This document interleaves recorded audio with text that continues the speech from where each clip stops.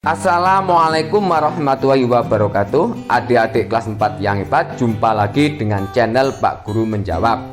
Dan selamat datang juga bagi adik-adik yang baru bergabung di channel ini. Pada pertemuan kali ini kita akan membahas pembelajaran untuk kelas 4, tema 6, subtema 2 pada pembelajaran keempat.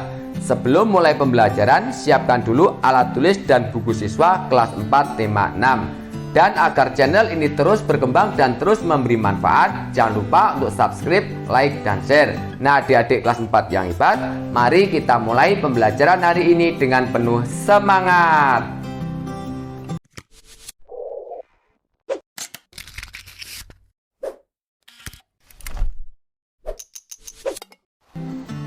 Adik-adik kelas 4 yang hebat, mari kita mulai pembelajaran hari ini. Bukalah buku siswa kelas 4, tema 6, subtema 2 pada pembelajaran keempat halaman 93. Ayah, jika sudah besar nanti aku bercita-cita menjadi arsitek seperti teman ayah, Paman Fadli. Apa sih hebatnya menjadi arsitek? Kamu mau tahu? Ayah akan menjelaskan padamu kehebatan seorang arsitek. Kemudian pada Ayo Membaca, tahukah kamu Ayah Beni menunjukkan kepada Beni beberapa bangunan hasil karya arsitek. Gambar pertama, Candi Borobudur. Candi Borobudur merupakan candi Buddha terbesar di Indonesia. Arsiteknya bernama Gunadarma. Candi tersebut amat indah dan megah, dibangun tanpa perekat dan tanpa bantuan alat modern. Tak heran jika Candi Borobudur menjadi salah satu keajaiban dunia. Gambar kedua, halaman 94, Waduk Jatiluhur. Seorang arsitek juga berperan dalam menjaga lingkungannya. Misalnya saat bekerja sama dengan insinyur teknik sipil dalam merancang Waduk Jatiluhur. Waduk Jatiluhur adalah kolam besar tempat menyimpan air untuk berbagai kebutuhan. Hasil karya kumpulan arsitek Indonesia ini memiliki banyak kegunaan. Di antaranya menampung dan mengalirkan air ke sebuah pembangkit listrik tenaga air sehingga dapat menghasilkan listrik. Waduk juga bermanfaat sebagai penyedia air bersih dan irigasi yang diperlukan untuk mengairi sawah. Waduk ini juga sebagai pengendali banjir. Gambar 3, Jembatan Suramadu. Jembatan Suramadu adalah jembatan yang menghubungkan Pulau Jawa dan Pulau Madura. Berkat jembatan ini, masyarakat Madura dapat lebih mudah dan cepat melakukan perjalanan darat ke berbagai wilayah di Jawa Timur. Dengan panjang 5.438 meter, jembatan ini merupakan jembatan terpanjang di Indonesia saat ini. Adik-adik kelas 4 yang hebat, seorang arsitek juga berperan dalam usaha mempersatukan umat beragama. Lihatlah Masjid Istiqlal Jakarta yang berdiri megah berdampingan dengan Gereja Katedral Jakarta, tempat umat Katolik beribadah. Masjid Istiqlal dibangun pada masa pemerintahan Presiden pertama Indonesia, Soekarno, pada tahun 1961. Pembangunan masjid ini memerlukan waktu 17 tahun hingga digunakan pertama kali pada tahun 1978. Perancangnya bernama Friedrich Silaban. Kemudian ayo berlatih halaman 95. Lengkapilah diagram berikut ini dengan menggunakan berbagai sumber informasi yang kamu miliki. Berikut adalah jawaban untuk mengisi kolom halaman 95. Kehebatan lain seorang arsitek adalah dapat membuat bangunan yang berguna bagi masyarakat. Kemudian, jenjang pendidikan apa saja yang harus ditempuh untuk menjadi seorang arsitek? Untuk menjadi seorang arsitek diawali dengan pendidikan sarjana di lembaga perguruan tinggi yang menyelenggarakan program studi arsitektur. Umumnya, pendidikan sarjana arsitek ditempuh dalam waktu 4 tahun. Pendidikan berpusat pada perancangan arsitektur dengan didukung pengetahuan struktur dan konstruksi, teori dan sejarah arsitektur, teknik komunikasi, perkotaan, serta ilmuwan-ilmuwan. Pengakuan profesional sebagai seorang arsitek di Indonesia diberikan oleh Ikatan Arsitek Indonesia yang menyelenggarakan program sertifikasi. Secara umum, jenjang profesi arsitek terdiri dari arsitek pratama, arsitek madya, dan arsitek utama. Kemudian, keterampilan apa yang harus dimiliki seorang arsitek?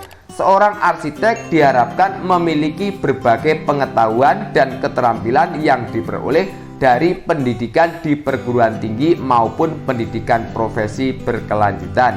Seorang arsitek harus memiliki kemampuan matematika, IPA, dan kesenian. Selanjutnya, silakan adik-adik baca artikel pada halaman 95. Berikutnya pada Ayo mencoba halaman 96. Sekarang, mari lakukan kegiatan berikut ini dalam kelompokmu. 1. Buatlah kelompok yang terdiri atas 3 orang siswa. Kamu dapat bekerja dalam kelompok yang sama pada kegiatan sebelumnya. 2. Tentukan 2 suku asal dari orang-orang sekitarmu, bisa orang tuamu atau temanmu. 3. Carilah informasi tentang rumah adat dari suku-suku tersebut. 4. Carilah informasi tentang kegunaan dan cara masyarakat menggunakan rumah adat mereka. 5. Bandingkan keterangan yang kamu peroleh di antara keduanya. Carilah persamaan dan perbedaan, serta kegunaan dan manfaat rumah adat tersebut. 6. Buatlah dalam bentuk diagram seperti contoh di bawah.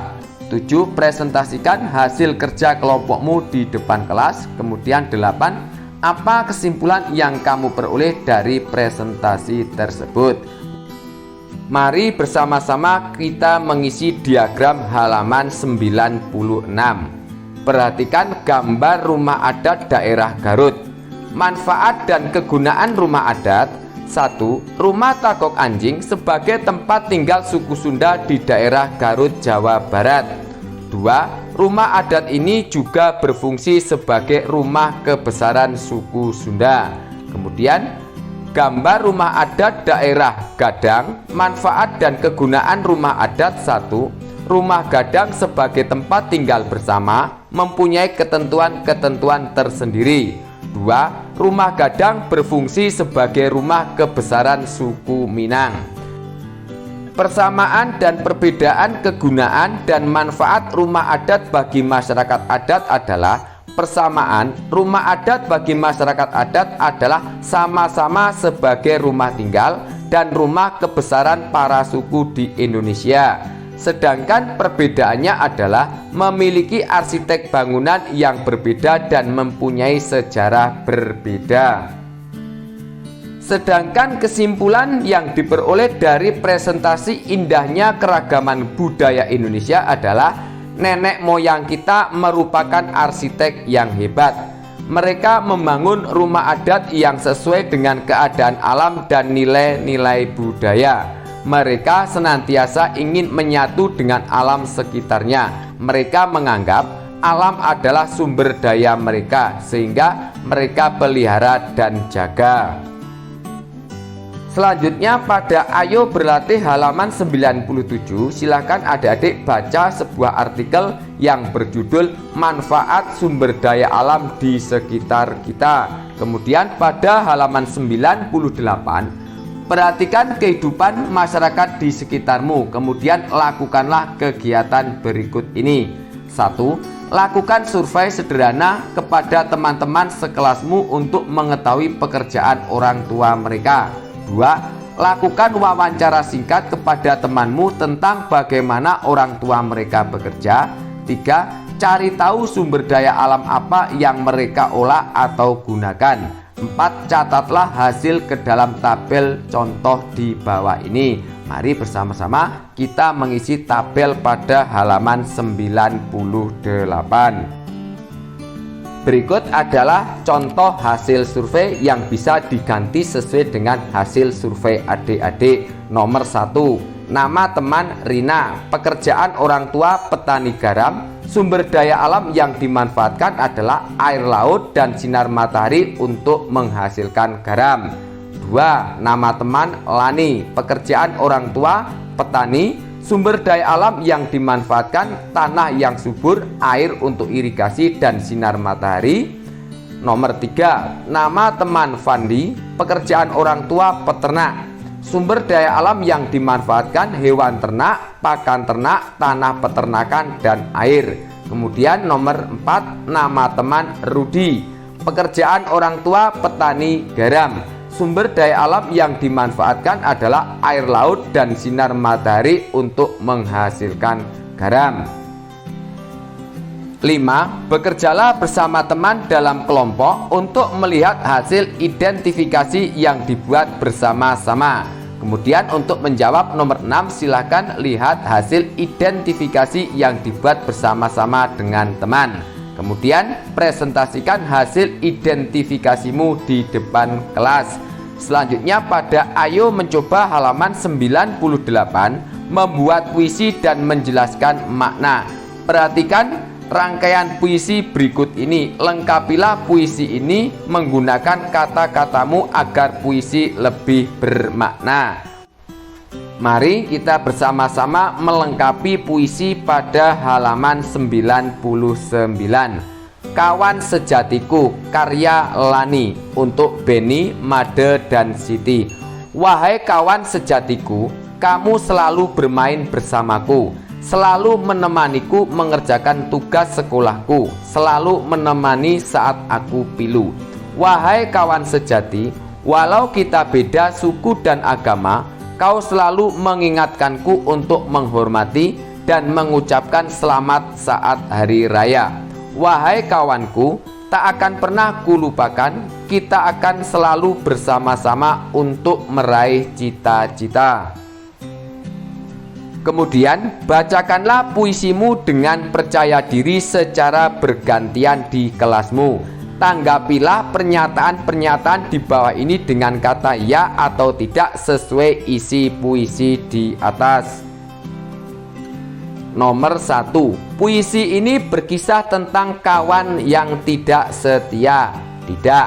2. Lani memberikan pendapat yang baik terhadap kawannya. Ya. 3. Kita yang dimaksud dalam puisi ini adalah Lani dan Siti. Tidak. 4. Kawan yang dimaksud memiliki suku yang berbeda dengan Lani. Ya. 5. Lani akan melupakan kawannya. Tidak. 6. Mereka ingin meraih cita-cita bersama. Ya. Kemudian berdasarkan jawaban di atas, jelaskanlah isi puisi tersebut ke dalam bentuk paragraf di bawah ini. Bekerjalah bersama temanmu untuk menyelesaikan kalimat yang telah dibuat tersebut. Kemudian kita akan mengisi kolom halaman 100. Lani menulis puisi ini untuk teman-temannya, yaitu Beni, Made, dan Siti. Mereka sering bermain bersama di sekolah.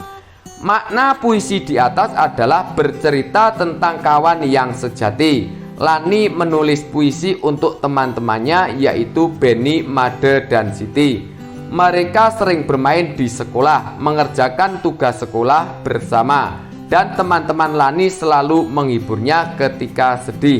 Meskipun Lani dan teman-temannya berbeda suku dan agama, mereka tidak lupa mengingatkan untuk saling menghormati dan menghargai. Lani tidak akan melupakan teman-temannya dan mereka akan selalu bersama-sama untuk meraih cita-cita. Nah, adik-adik kelas 4 yang hebat, demikianlah untuk pembelajaran hari ini. Semoga bermanfaat. Dan agar tidak ketinggalan pembelajaran yang akan datang, jangan lupa untuk subscribe, like, dan share. Sekian dari kakak. Wassalamualaikum warahmatullahi wabarakatuh.